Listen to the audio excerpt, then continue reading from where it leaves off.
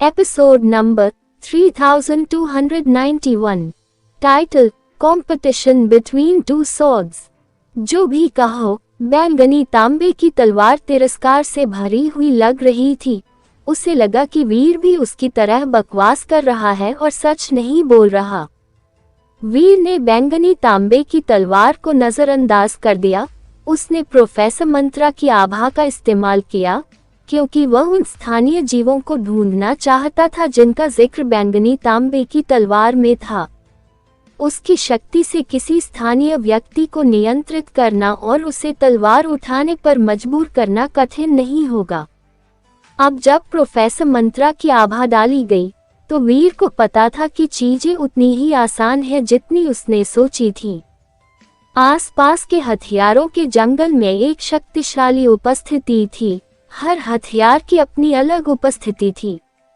Professor मंत्रा की आभा उन सभी उपस्थितियों से कमजोर हो गई थी।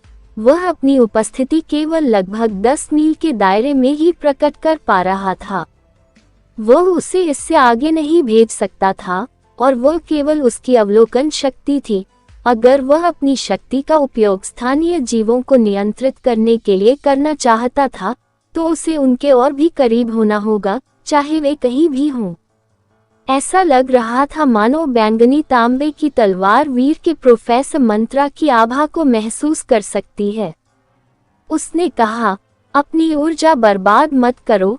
चलो, यह मत कहो कि तुम्हारी शक्ति हथियार के जंगल से आगे भी जा सकती है, लेकिन अगर तुम उससे आगे भी निकल जाओ, तो भी तुम मूल निवासियों को नियंत्रित नहीं कर सकते। मूल निवासी सोल्जर वेपन स्काई द्वारा संरक्षित हैं। अगर तुम उन्हें छूते हो, तो वे सोल्जर वेपन स्काई के नियमों से प्रतिबंधित हो जाएंगे। जब वीर ने ये सुना, तो उसकी भौहें तन गईं। क्या मैं सचमुच मूल निवासियों को नियंत्रित करने के लिए अपनी शक्ति का इस्तेमाल नहीं कर सकता? अगर ऐसा नहीं किया जा सकता, तो वे हमें कैसे उठा सकते हैं? बैंगनी तांबे की तलवार कुछ कहना चाहती थी, लेकिन अचानक एक आवाज़ सुनाई दी। कुछ ही देर बाद तलवार का शरीर कांपने लगा। वीर ने इसे बैंगनी तांबे की तलवार से पहले ही महसूस कर लिया था। वीर को ये बात हैरान कर गई। लगभग 500 मील दूर कवच पहने एक 7-8 साल की बच्ची थी। वह हथियारों के जंगल से गुजर रही थी। क्या ये 33 स्काइज की रहने वाली है? यहाँ एक इंसानी लड़की क्यों है? वीर को अजीब लगा। 33 स्काइज के मूल स्थान पर लौटने से पहले उसने कभी उनमें किसी इंसान की परछाई नहीं देखी थी। अब उसे एक नन्ही सी बच्ची दिखाई दे रही थी। ये देखकर उसे थोड़ा झटका लगा। अगर कोई इंसान वहां जिंदा बच सकता था, तो इसका मतलब था कि उसे अपना मानव रूप वापस मिल जाना चाहिए था। दुर्भाग्य से वह अभी भी एक जियान स्वॉर्ड के रूप में ही फंसा हुआ था। बैंगनी तांबे की तलवार ने अपनी तलवार के शरीर को हिलाने की पूरी कोशिश की। उसने एक बहुत ही हल्की सी गुनगुनाहट भरी आवाज निकाली। वह छोटी बच्ची को अपनी ओर खींचने की कोशिश कर रहा था। वीर का दिल धड़क उठा। उसने तुरंत प्रोफेसर मंत्रा की आभा का इस्तेमाल छोटी बच्ची पर किया। वह छोटी बच्ची को अपने करीब खींचने की कोशिश कर रहा था। पेंग! जैसे ही प्रोफेसर मंत्रा की आभा ने छोटी बच्ची को छुआ, वीर को लगा जैसे उसके शरीर को बिजली का झटका लगा हो। प्रोफेसर मंत्रा की आभा अचानक टूट गई। उसका शरीर पागलों की तरह कांप रहा था। अगर उसका मुंह होता, तो वह दर्द से चीख उठता।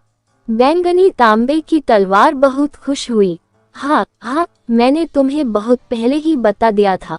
बड़ों की बात न मानने का यही नतीजा होता है। अब तुम्हें इसकी ताकत समझ में आई है। वीर नाराज नहीं हुआ। उसने ठंडे स्वर में पूछा, तो तुमने भी यही किया? वरना तुम्हें कैसे पता चलता कि वो कैसा है? बैंगनी तांबे की तलवार घुरा घुरा रही थी, कुछ बोल नहीं रही थी। वह छोटी बच्ची का ध्यान खींचने के लिए तलवार से गुनगुनाहट की आवाज निकालता रहा। वीर जानता था कि बैंगनी तांबे की तलवार क्या करने की कोशिश कर रही है, लेकिन उसने अपना शरीर हिलाना नहीं सीखा था।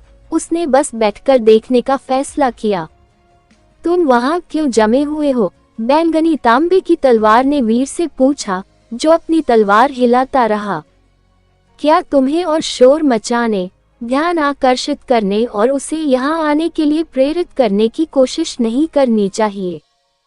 क्या ये पर्याप्त नहीं है कि तुम उसे यहाँ खींच लाओ? वीर ने पूछा। बैंगनी तांबे की तलवार ने ये सुना और गुस्से से भर गया और बोला, बस ज्यादा शोर मचाओ, इस तरह से उसे आकर्षित करने की संभावना ज्यादा होगी। अगर तुम कोशिश नहीं करने वाले तो बाद में मुझसे लड़ने की कोशिश मत करना। मैं तुमसे लड़ने की कोशिश क्यों करूंगा? वीर ने मुस्कुराते हुए पूछा। अगर तुम मेरे रास्ते आने का फैसला करते हो तो मैं तुम्हें बता दूं कि इसमें मेरी कोई गलती नहीं होगी। क्या तुम कोई मेहनत नहीं करोगे, फिर भी सारा फायदा उठाने की सोच रहे हो? बैंगनी तांबे की तलवार बोली। इस दुनिया में इतनी अच्छी चीज कैसे हो सकती है, इसलिए अब मैं भी ऐसा कुछ नहीं करूंगा। उसने अपनी तलवार हिलाना बंद कर दिया। जो भी हो, वीर ऐसे लग रहा था जैसे उसे कोई परवाह नहीं है। बैंगनी तांबे की तलवार ने ठंडी आवाज में घुरघुराहट की और बोलना बंद कर दिया। छोटी लड़की ने मानो बैंगनी तांबे की तलवार की आवाज पहले ही सुन ली थी। वह उनकी दिशा में चल रही थी। जब बैंगनी तांबे की तलवार रुकी तो छोटी लड़की दिशा भूल गई और दूर चलने लगी। वो और दूर चली जा रही थी। मैं तुम्हें बता सकता हूँ कि आसपास ज्यादा स्थानीय लोग नहीं हैं, बैंगनी तांबे की तलवार ने चिंता से कहा। हो सकता है कि तुम्हें कम से कम आधे महीने तक कोई और न मिले। अगर तुम यह मौका चूक गए तो कौन जाने तुम्हें कितना इंतजार करना पड़े। तुम्हें इस बारे में सोचना होगा। वीर कुछ नहीं बोला। उसने बस प्रोफेसर मंत्रा की आभा का इस्तेमाल करके छोटी बच्ची को देखा। वीर को चुप देखकर बैंगनी तांबे की तलवार बोली, मेरे साथ मिलकर काम करो और उस छोटी लड़की को आकर्षित करो। इस तरह हम सभी को इनाम मिलेगा। अगर तुम यहाँ सिर्फ मुफ्त की चीजें पाने के लिए आए हो तो मैं ऐसा कुछ नहीं करूँगा जिससे तुम्हें कोई फायदा हो। मैं अब भी यही कहूँगा, वीर ने जवाब दिया। सब तुम पर निर्भर है। बैंगनी तांबे की तलवार बहुत गुस्से में थी। वह कांप रही थी। छोटी बच्ची को दूर जाते देख वीर कुछ नहीं कर रहा था। बैंगनी तांबे की तलवार ने दांत पीसते हुए कहा, मैं उसे फुसलाकर यहाँ ले आऊंगा। उसके लिए मुझसे लड़ने की हिम्मत मत करना। वीर के कुछ कहने से पहले ही उसने अपनी तलवार जैसी देह को हिलाने की पूरी कोशिश की। उसने तलवार जैसी कराहने जैसी आवाजें निकाली। उसे डर था कि लड़की बहुत दूर चली जाएगी और उसकी कराहने की आवाज फिर कभी नहीं सुन पाएगी। सौभाग्य से लड़की ज्यादा दूर नहीं गई थी। तलवार की कराहने की आवाज सुनकर उसने कुछ देर तक उसे ध्यान से सुना। उसने ध्वनिक यंत्र की दिशा में चलने का फैसला किया। कुछ ही देर बाद छोटी बच्ची वीर और बैंगनी तांबे की तलवार के सामने आ गई। उसकी बड़ी बड़ी आंखें इधर उधर घूम रही थीं। वह ये पता लगाने की कोशिश कर रही थी कि तलवार की कराहने की आवाज कहाँ से आ रही थी। तुम बस बैठो और इंतजार करो, बैंगनी तांबे की तलवार ने अपनी तलवार को हिलाते हुए कहा। जब मैं अपनी शक्ति वापस पा लूंगा तब मैं तुम्हारी मदद कर सकूंगा। वीर ने उसकी बात अनसुनी कर दी। उसने भी अपना शरीर हिलाना शुरू कर दिया। उसने कराहने जैसी आवाजें भी निकाली। कराहने की आवाज सुनकर छोटी लड़की ने मुड़कर वीर की तरफ देखा।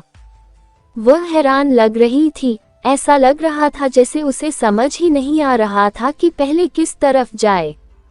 तुम अश्लील, बैंगनी तांबे की तलवार गुस्से की आभा दिखा रही थी।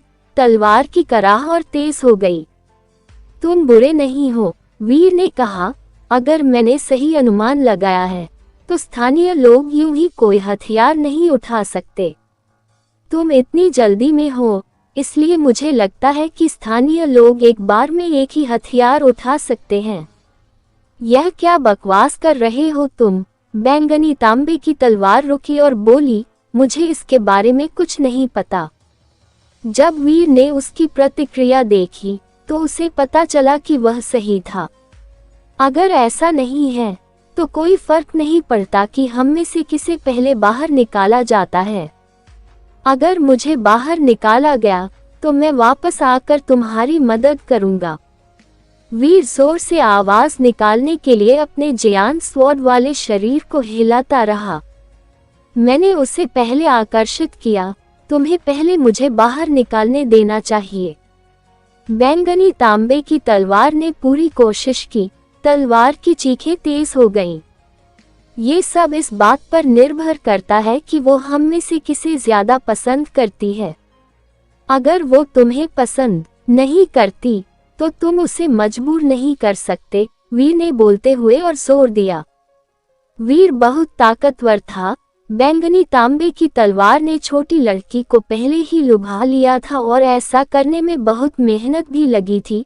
फिर भी काली जियान स्वॉर्ड की आवाज बैंगनी तांबे की तलवार को ढकने में कामयाब रही। छोटी बच्ची तेज जियान स्वॉर्ड की आवाज से आकर्षित हुई। वह वीर की ओर चलने लगी। बैंगनी तांबे की तलवार गरज कर चिल्लाए, मैं तुमसे लड़ने जा रहा हूँ। वीर के जियान स्वॉर्ड को ढकने के लिए तलवार की कराह फिर से फूट पड़ी। वीर भी कमजोर नहीं था, उसने अपनी कराह की आवाज बढ़ा दी। दोनों में झगड़ा हुआ। नतीजा ये हुआ कि लड़की चीख पड़ी। उसने अपने कान पकड़ लिए, मानो उसे दर्द हो रहा हो। वह मुड़ी और जाने लगी। नहीं, मत जाओ, वीर और बैंगनी तांबे की तलवार एक साथ चिल्लाए, लेकिन लड़की उन्हें सुन नहीं सकी।